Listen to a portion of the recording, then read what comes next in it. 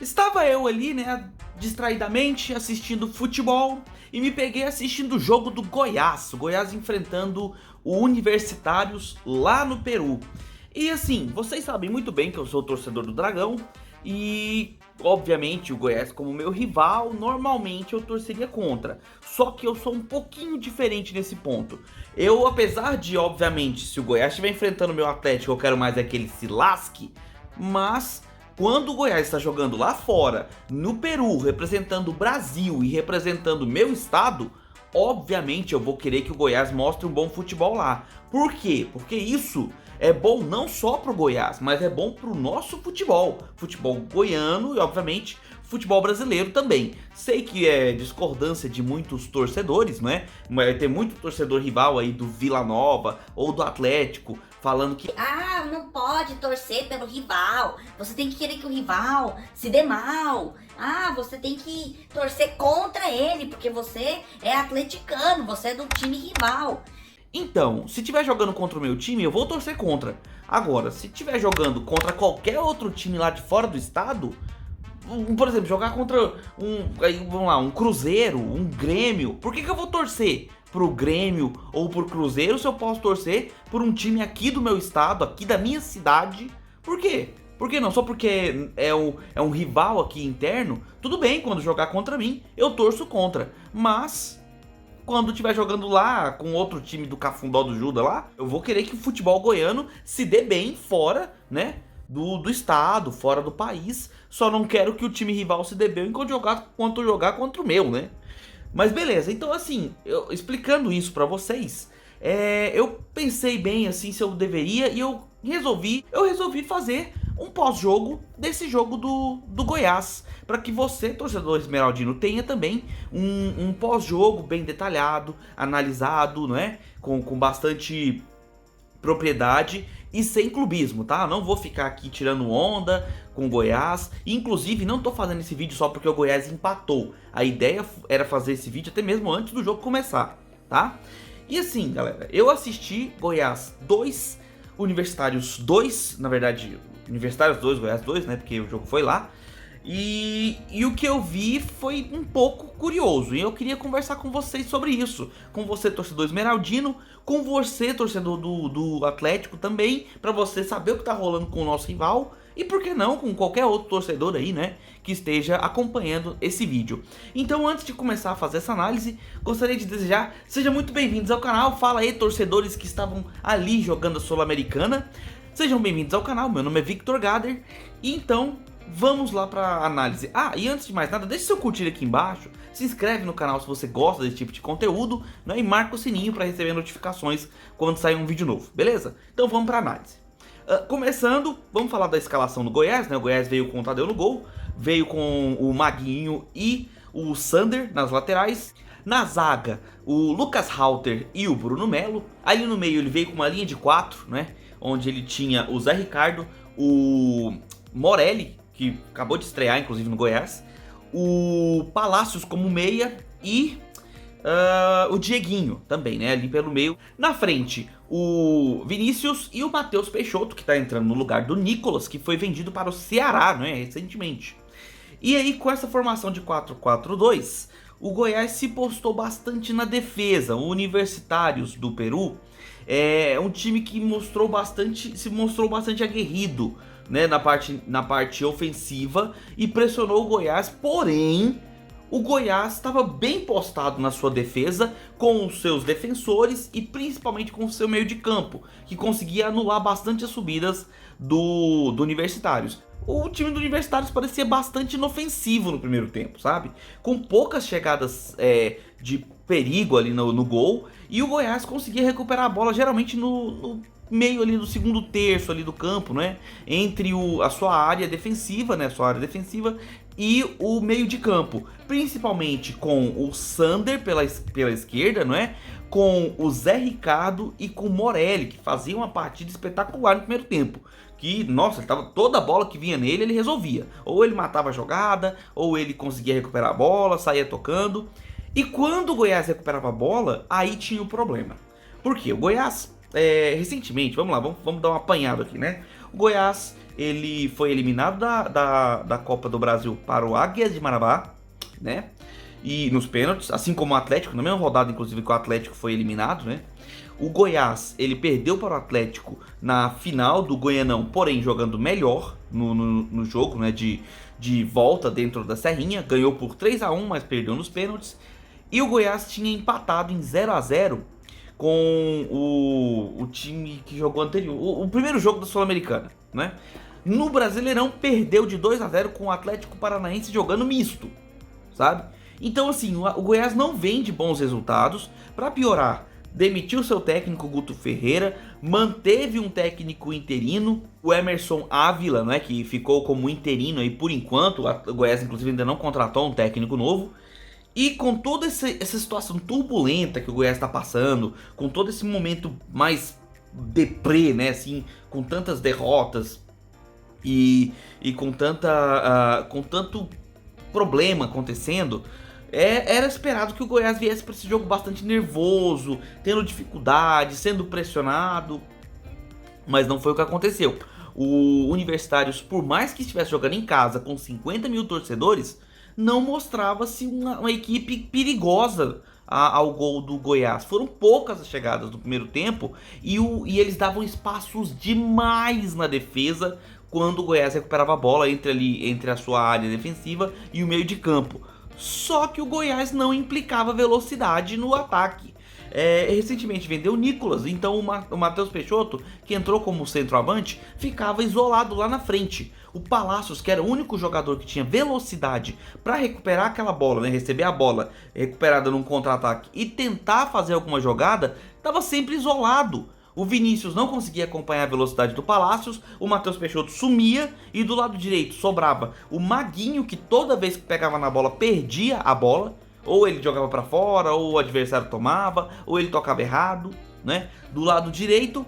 E com isso ficou aquela limitação. O time não conseguia ornar ali na frente. Tanto é que o primeiro tempo foi assim, de um jogo muito ruim, sabe? Foi um marasmo técnico bem grande de ambas as partes. Só que, pelo menos no caso do Goiás, a proposta do Goiás estava funcionando. Porque a ideia do Goiás era o quê? Era controlar o jogo, não deixar que o time da casa ganhasse a confiança para poder chegar com propriedade ao ataque.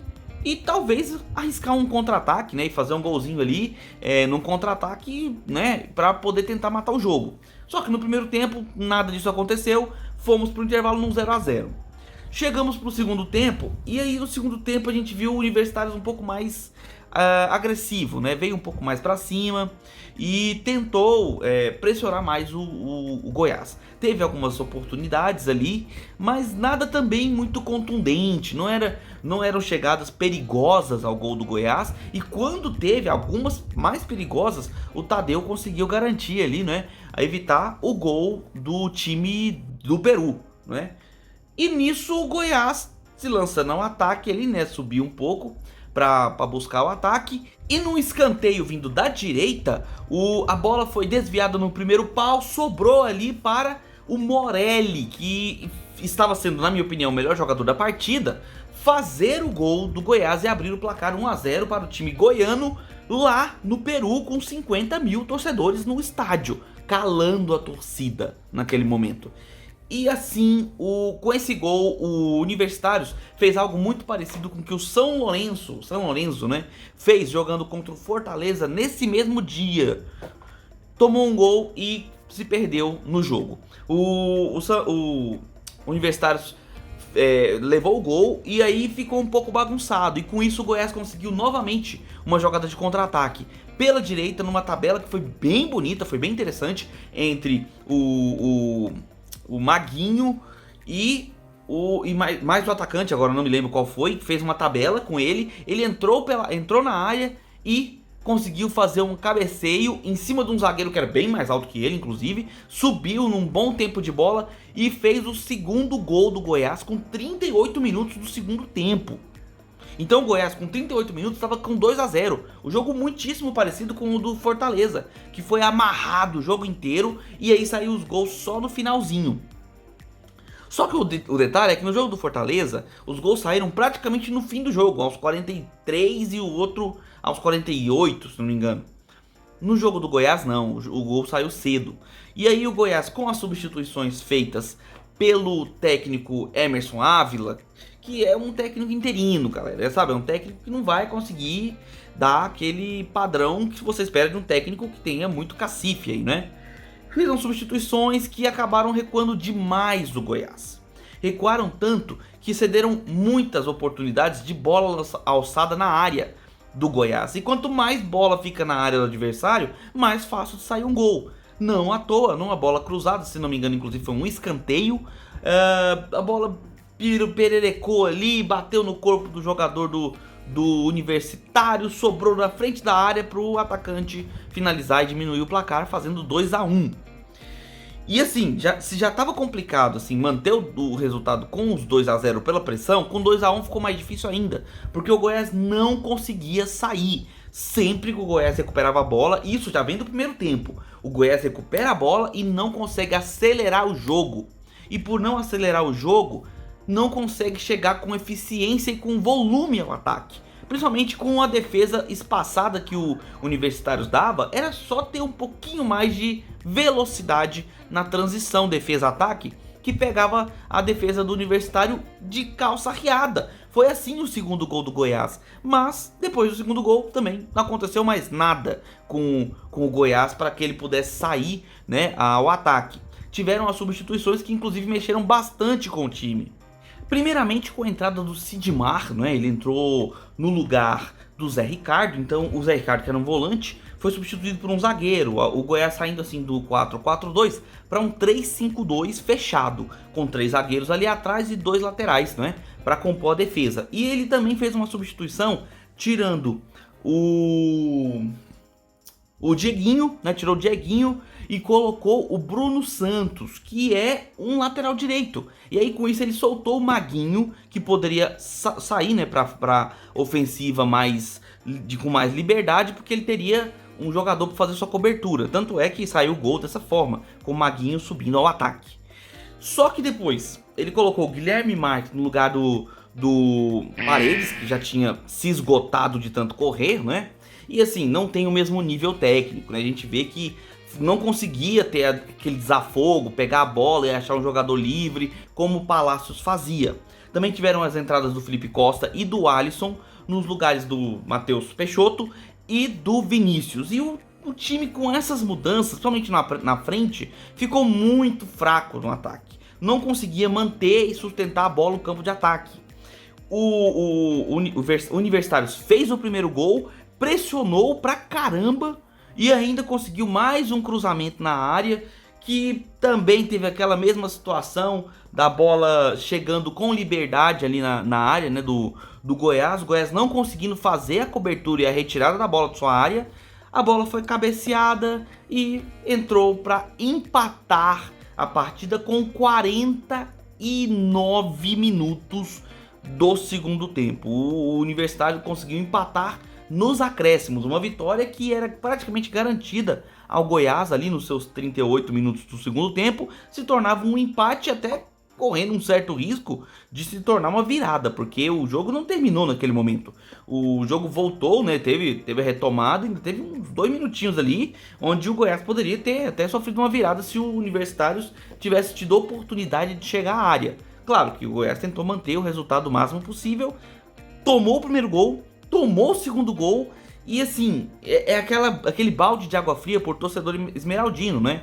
Que esperava que pelo menos dessa vez tivesse uma lavada de alma aí, né? Pra vir respaldar esses últimos resultados. Como eu falei pra vocês, derrota na Copa do Brasil, derrota no Goianão, empate na Sul-Americana, jogando em casa, né? Depois perde na estreia do Brasileirão Série A para um time misto do Atlético Paranaense. Então assim, é uma série de resultados que não agradam o torcedor esmeraldino e que não à toa acaba indo resultar em reclamações da torcida na porta do CT, ali, né, na porta da Serrinha.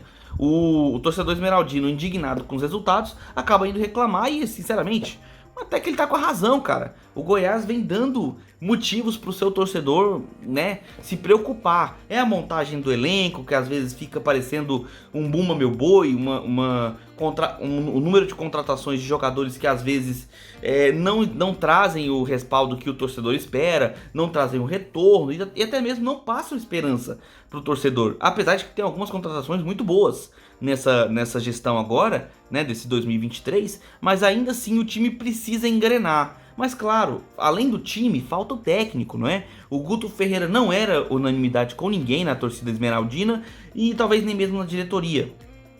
E até agora estão com uma comissão própria, né? Uma comissão permanente ali com o técnico Emerson Ávila, não é? À frente do time esmeraldino.